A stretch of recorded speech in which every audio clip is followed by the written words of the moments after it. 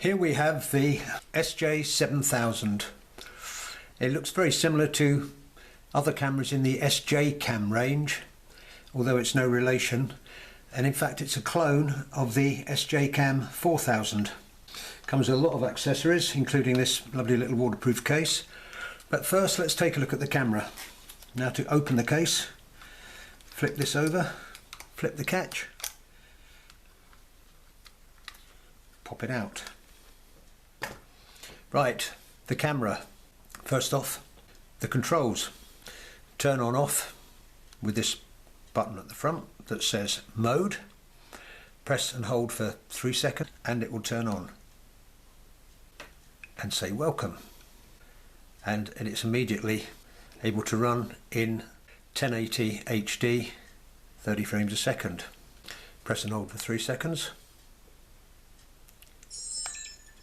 and it will turn off. It actually says goodbye, but I missed it.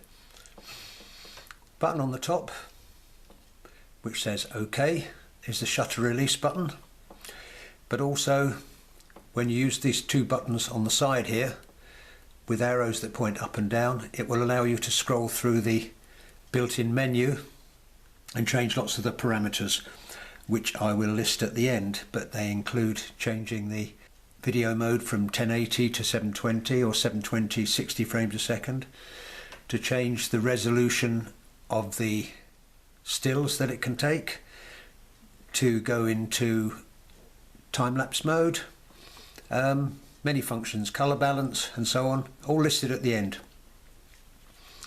It's got a nice screen at the back so you can actually see what you're shooting, and at the front a 170 degree wide angle lens.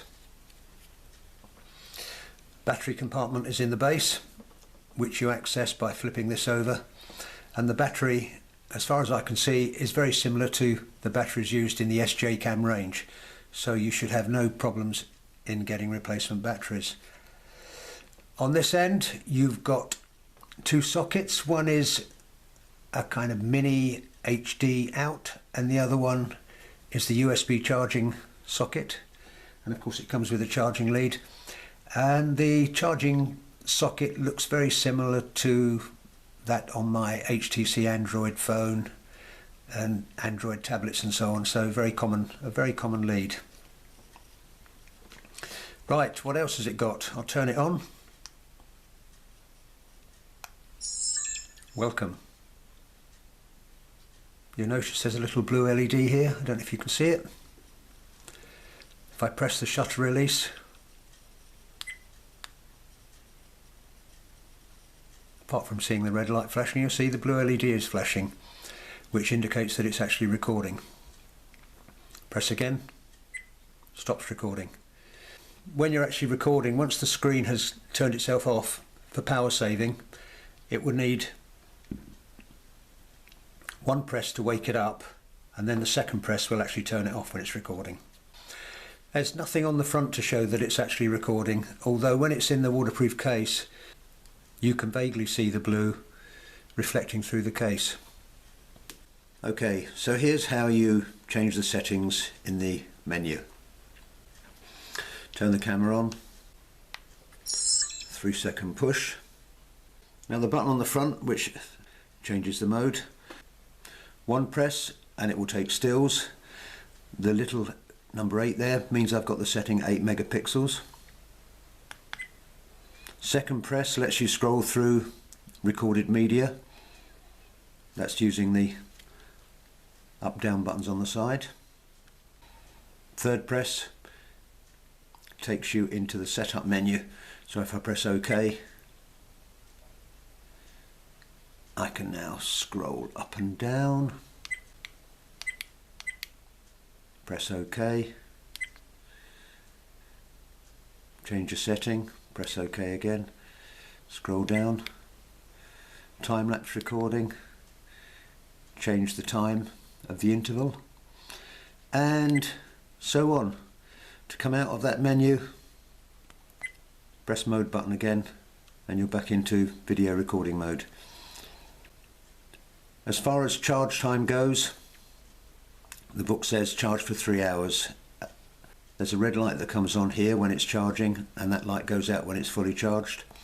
I'm using an 8 gig class 10 card because it's the only one I had around, and the camera is saying up there that I've got 1 hour and 19 minutes recording time, and that is with the settings on HD and fine.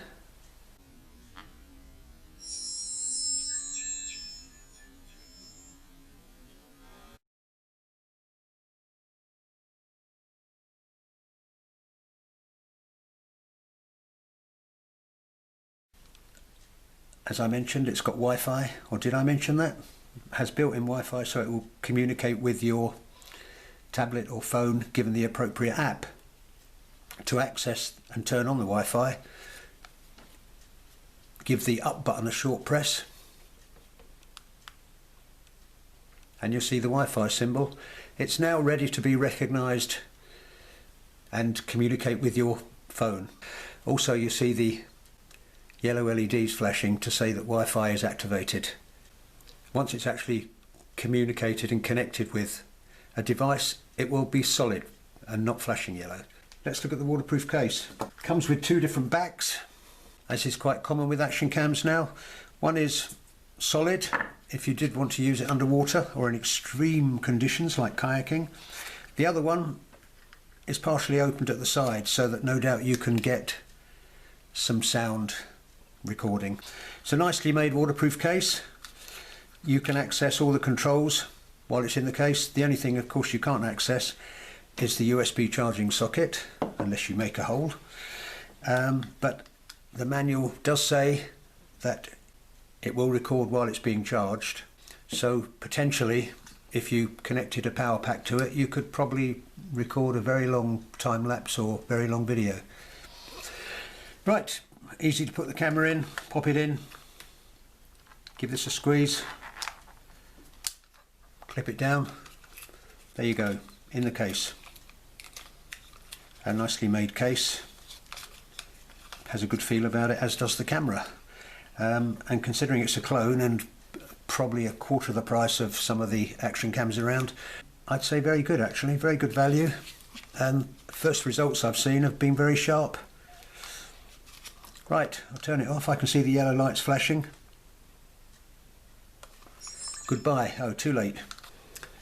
Well, you've no doubt noticed that the SJ7000 has the Wi-Fi symbol on the front. At first I thought this might be a bit of a gimmick and I wondered how useful it would be, but having been away for a few days with it, I find it's very useful actually.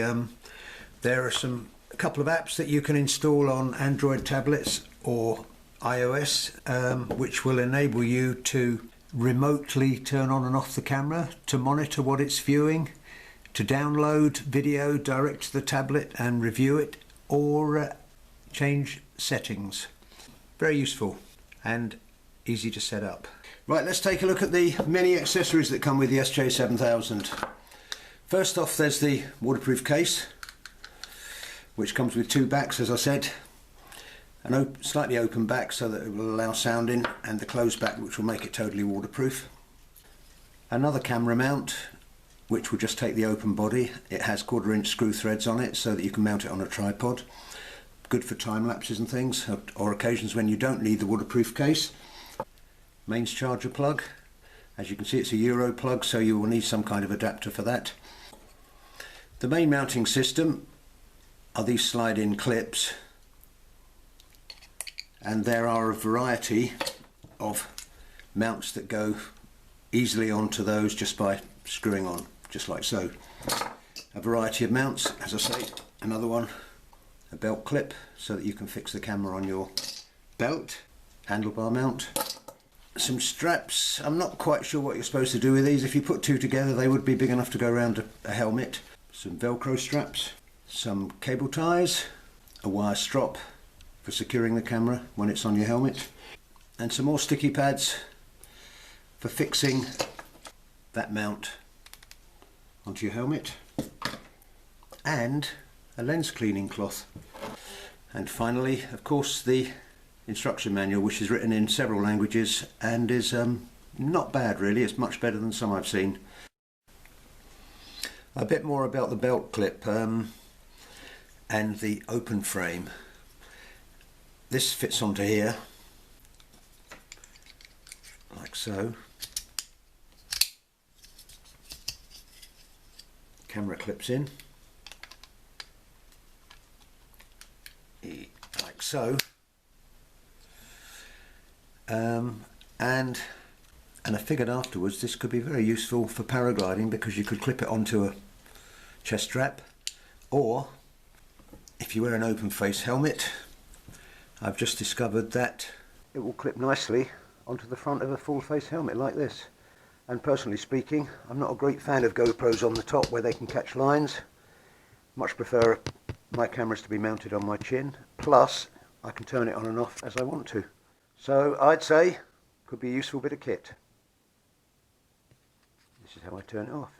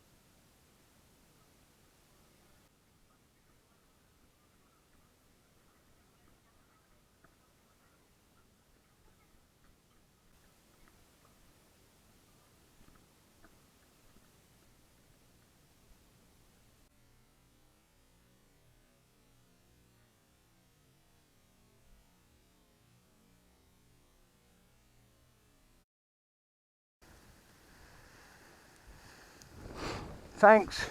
It's getting there. Yeah, cheers.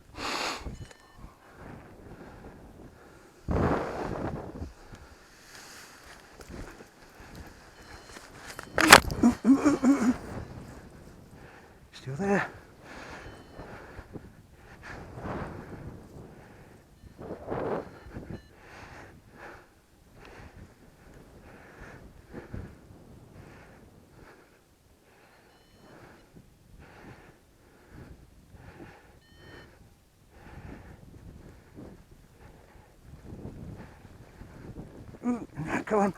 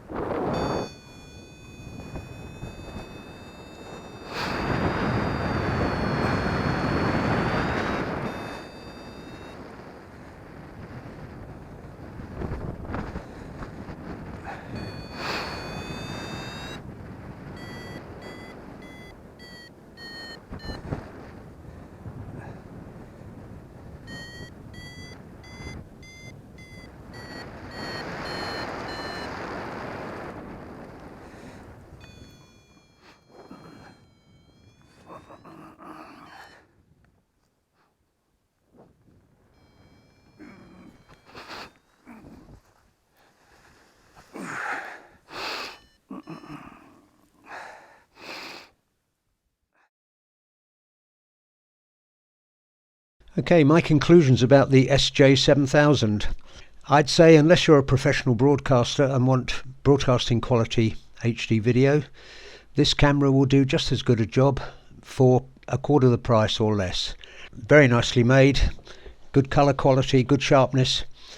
I thought a 170 lens would be a bit on the wide side, but for paragliding or action sports, absolutely great.